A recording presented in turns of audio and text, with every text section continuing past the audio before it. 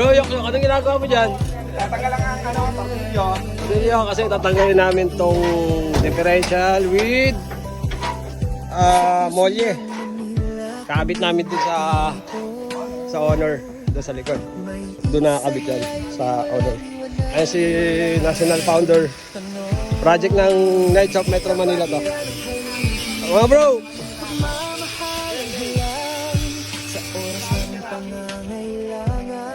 Tapos si Utol sa ilalim, nagagawa na.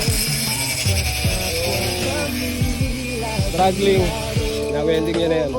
Kasi putol dati yan. So, yun na para gumana sa manubela. Para sumunod tong gulaw.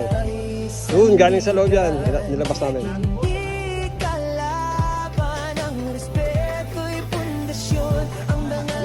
Ayak. Ang yan.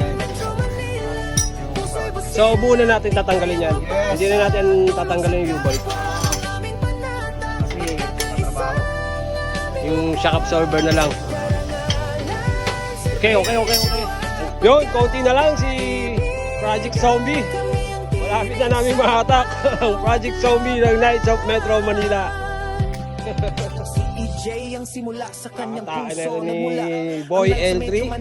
Dito namin kakabit siya. Small sa body. Nagsimula ang misyon at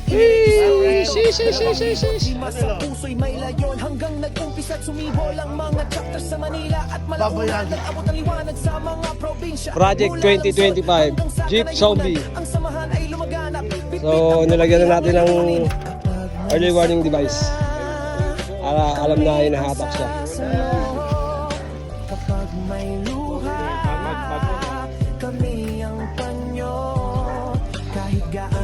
Bro, White Rabbit in the house.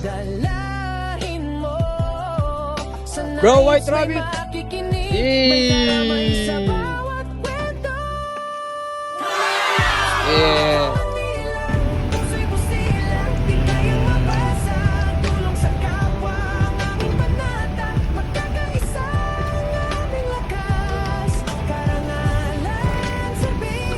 Ay.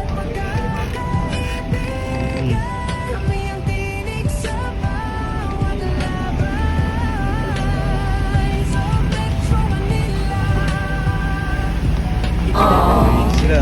Sa hangarin tumulo mula sa Maynila hanggang sa mga lalawigan, ang aming puso'y buo para sa kapwa, para sa bayan.